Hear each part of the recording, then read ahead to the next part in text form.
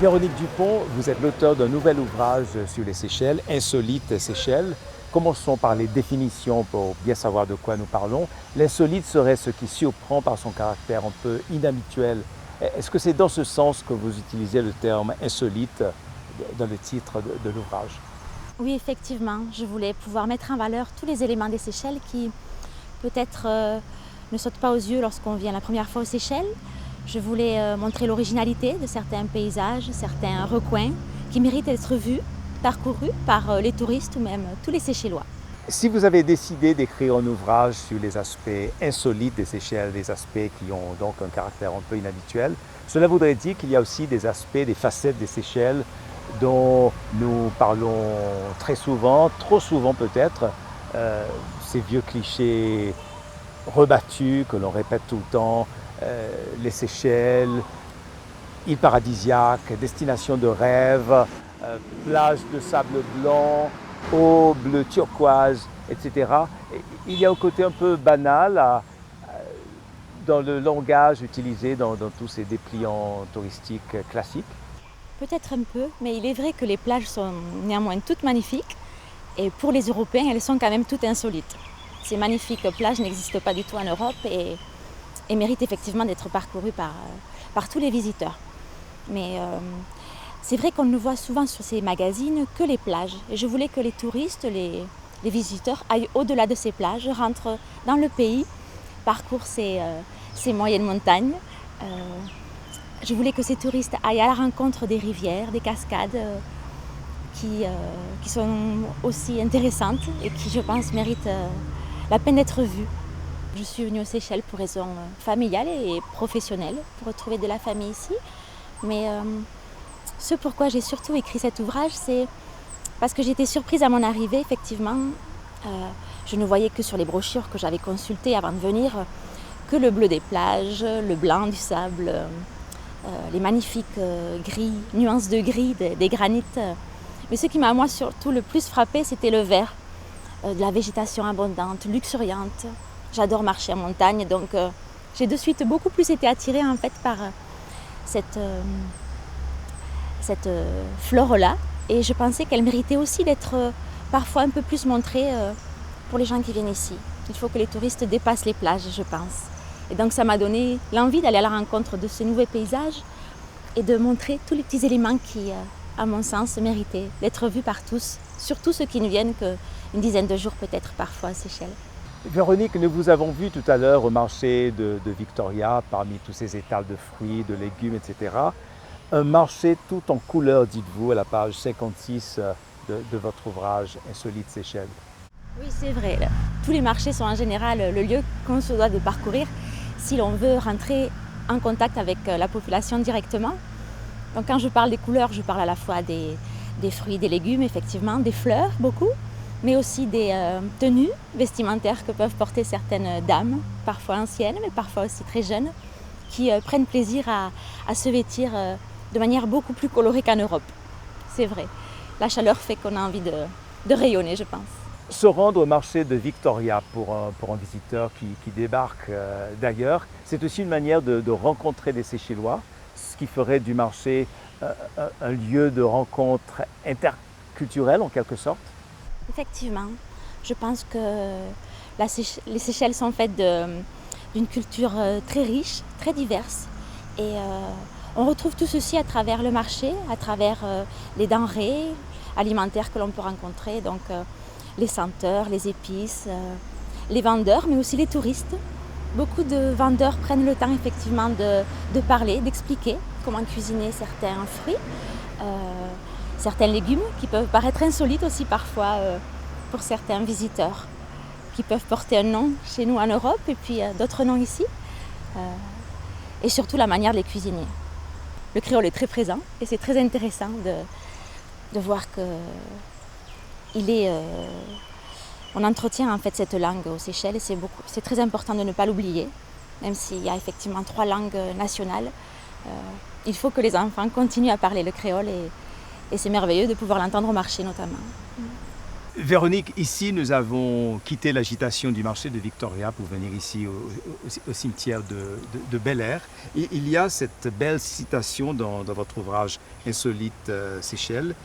Ici, il y règne un silence solennel que seul le bruissement du vent dans les arbres vient perturber. Il y a donc cette quiétude, mais aussi l'histoire.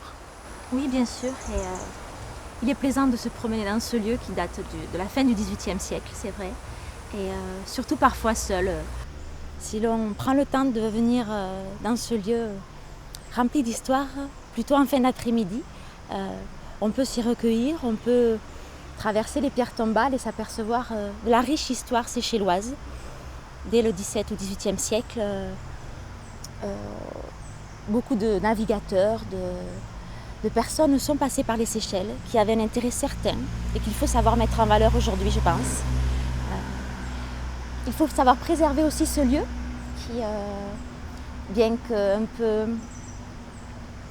parfois désuet pour certains, fait partie de l'histoire des Seychelles. Et si l'on retrouve parfois certains noms comme Jean-François Odoul, le corsaire aussi Jean-Baptiste, qui a donné son nom à la plage en source d'argent, ou alors encore si on se demande pourquoi cet obélix se trouve là, je pense que ça peut être un bon parcours aussi pour le parcours, on dit en France, citoyen. Donc pour que les élèves séchellois parcourent leur histoire en parcourant ce cimetière, pourquoi pas. Et donc d'après vous, nous avons intérêt à mieux conserver le peu de sites historiques qui nous restent. Vous avez intérêt effectivement à conserver les sites historiques qui vous restent. Et je voulais à travers cet ouvrage où j'ai mentionné l'adjectif insolite, que aussi les Seychellois se rendent compte qu'il y a beaucoup de sites historiques encore. Pas forcément peu, il suffit juste de poser un autre regard dessus. Et j'ai essayé d'initier ce parcours justement historique à travers un jeu de pistes qui passe par le cimetière de Bel Air. Et j'espère que ça pourra intéresser les enfants comme les adultes pour aller à la rencontre de cette histoire.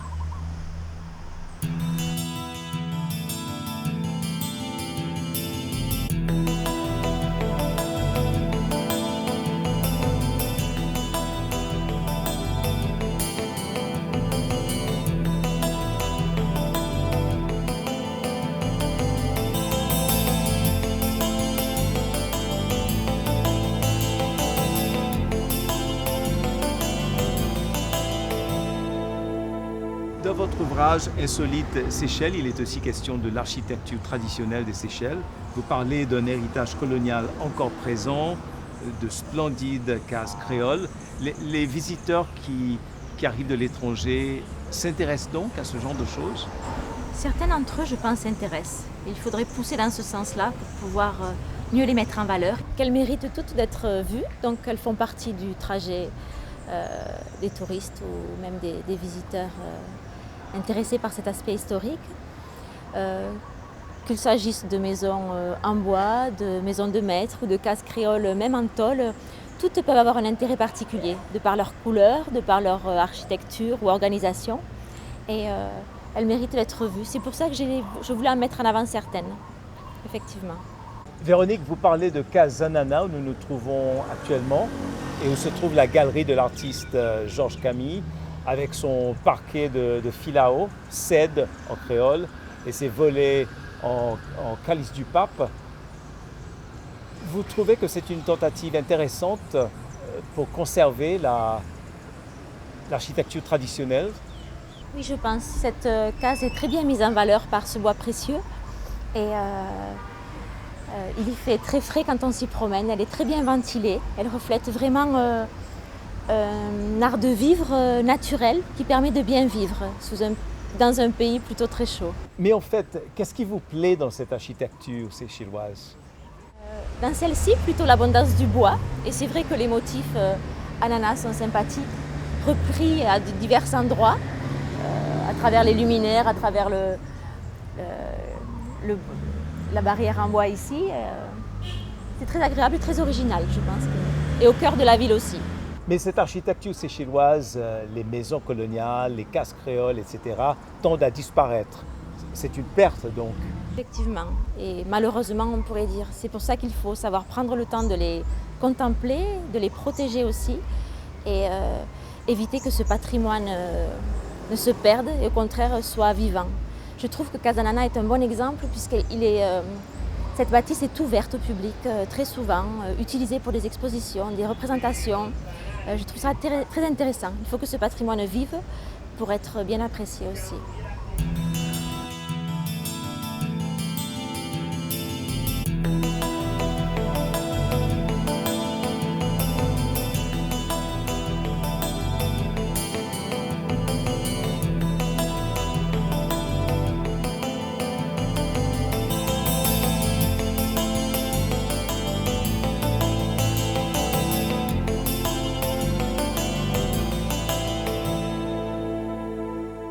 Véronique, nous nous trouvons à présent sur la plage de Beauvallon, pas pour parler de plages magnifiques de sable blanc, ni de mer de bleu turquoise, mais pour voir de plus près ces rochers de taille et de forme improbables, dites-vous, dans votre ouvrage Insolite Seychelles. Mais qu'est-ce qu'ils ont de particulier, ces rochers de nos îles granitiques? Justement, par leur présence, c'est ce qui fait aussi l'originalité des Seychelles. Déjà, de par leur présence, je pense qu'ils rendent chacune des plages uniques, parfois par leur disposition, par cet amas glacis, par leur couleur aussi. Par exemple, sur la digue, de jolis reflets roses revêtent parfois ces rochers, par leur forme aussi, à la digue, pralin ou même sur Mahé. Ces glacis peuvent parfois avoir des formes très originales ou nous poussent à prêter attention. Et c'est ce qui crée la particularité de ces plages. Elles ne sont pas insipides, mais au contraire, ça crée leur originalité, ça les rend uniques en fait, je pense. Il faut savoir, je pense, regarder les éléments naturels qui nous entourent. Par exemple, comme ici, une petite flaque naturelle se crée, qui permet à une vie d'évoluer et de se créer, soit végétale avec les algues ou les animales avec les petits crabes, mais il faut savoir se promener et observer, admirer toute cette beauté séchelloise. Si j'apprécie les plages, c'est justement aux Seychelles parce qu'il y a des rochers qui les rendent si particulières. Ce livre aborde à la fois les lieux insolites, mais aussi les moments qu'on peut créer en visitant, en se trouvant au bon moment, au bon endroit. Et j'espère faire partager cette richesse qui s'offre à moi, qui a la chance d'habiter depuis 7 ans aux Seychelles. Véronique, quand on grandit aux Seychelles, entouré de cet environnement granitique, on est loin d'imaginer que quelqu'un qui débarque de Paris, de Londres, de Berlin ou de New York trouvera nos rochers intéressants. Effectivement, mais sur les littoraux français, habituellement, on voit peut-être des plages à perte de vue, des sables aussi de couleurs différentes, mais ça crée un horizon, une perspective différente. Ce chaos, cet amas rocheux est intéressant et occupe bien le paysage, je trouve. Et là encore, il s'agit de ne pas trop détruire pour conserver cette composante de notre patrimoine. Effectivement, tous ces rochers, ces glacis de forme improbable font partie de ce patrimoine. Je pense qu'il est nécessaire de faire attention lorsqu'on aménage les côtes, notamment pour les complexes hôteliers. Je pense que les gens soucieux d'aménager ce territoire, ce beau territoire qu'est les Seychelles, pensent à les préserver, mais il faut toujours avoir cette perspective lors des aménagements de ces littoraux. Tous ont une histoire et il ne faut pas tenter, vouloir modifier le trait de côte, le littoral, la vie qui peut naître derrière ces côtes. Véronique, pour écrire Insolite Seychelles, vous vous êtes basée tout simplement sur vos expériences, ce que vous avez vécu durant ces années passées aux Seychelles, ou est-ce qu'il a fallu des recherches plus poussées? Ma petite expérience passée aux Seychelles n'aura pas suffi, mais c'est vrai que ça m'a permis de m'enrichir personnellement. J'ai écouté beaucoup de récits séchellois, de randonneurs, de personnes plus âgées qui m'ont indiqué des fois des lieux où je pouvais aller découvrir des choses originales. Moi-même, je fais beaucoup de marches aussi, mais aller à la rencontre de Rosse l'escalier vers Port-Launay ou des piscines naturelles, des cascades aussi, ça peut être quelque chose de très intéressant que j'ai apprécié et qui m'a beaucoup apporté personnellement. Et je pense que cette petite expérience ne suffit pas à écrire ni un livre, ni à connaître les Seychelles par cœur. Et j'espère apprendre encore beaucoup, si j'ai la chance de rester encore un petit peu. Et j'espère peut-être faire d'autres, donc une nouvelle édition et en anglais. Et ce que je souhaitais faire aussi, c'est compléter ce premier ouvrage qui comprend un jeu de piste sur la ville de Victoria, le centre-ville. J'aurais aimé réaliser peut-être un jeu de piste aussi sur Mahé, voir la digue, pour permettre aux visiteurs de visiter autrement, de parcourir leur trajet à travers des points qui me semblent d'intérêt et donc intéressants peut-être pour d'autres. Véronique Dupont, merci de nous avoir proposé ce petit itinéraire et de nous avoir consacré un peu de votre temps. Merci à vous, Pat, pour votre visite et cette visibilité que vous m'offrez grâce à votre émission.